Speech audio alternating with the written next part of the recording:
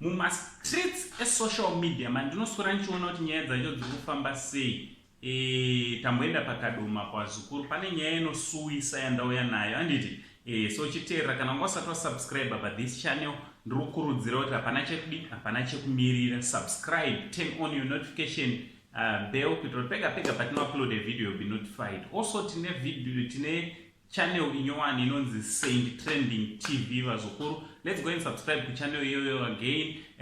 Wosiyawaisa like, comment nekushare nehama neshamwari handiti ndinokutendai nesupport yese yamunotipa vazukuru vangu. Right, munzvimbo yekadoma kune nzvimbo inyowani isina ndeyama manje inonzi Pixcombe handiti kuPixcombe uko kuri kunzi kune tsaona yakaitika njodzi yekuti mwana mukomana ane 9 years anonzi Nigel kana singakanganise ari kunzi akaenda unotamba pamba peneighbor handiti pane kashamwariwo kakewo kainotamba nako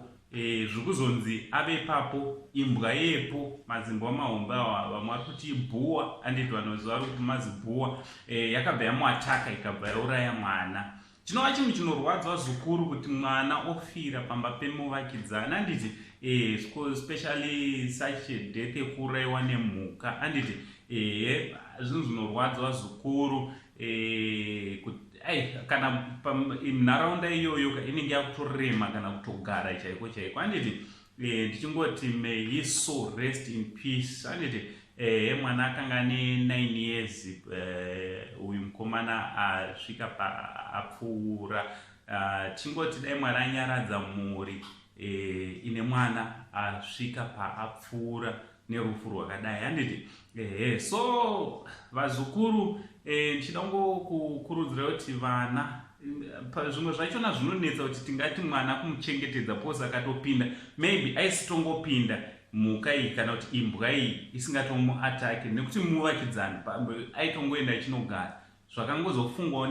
nembwa zuva rachona zvinogona kunetsa kuziva handiti pose imhuka mbwa dzinodaro handiti chinova chinhu chinenge chisingatarisirwe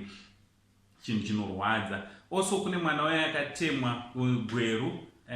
akatemwa nemurwere wepfungwa anorwara nepfungwa munzira achibva kunonyora bvunzo dzake dzegrade 7 akabva afira ipapo akatemwa nedombo. Zvinova zvinhu zvinorwadza mugore rino tarasikirwa nevana vakati wandei vazukuru munjodzi tsaona dzakasiyana siyana handiti tichingoti dai Mwari azvinyaradza mhuri dzese dzakarasikirwa nevana mugore ra2020 handiti gore rakanga richitirwadza gore ratiri kushuwa kuti dai rapfuura raenda because riri kuramba richingotipa mavanga iro rasarwa nemazuva mashoma handiti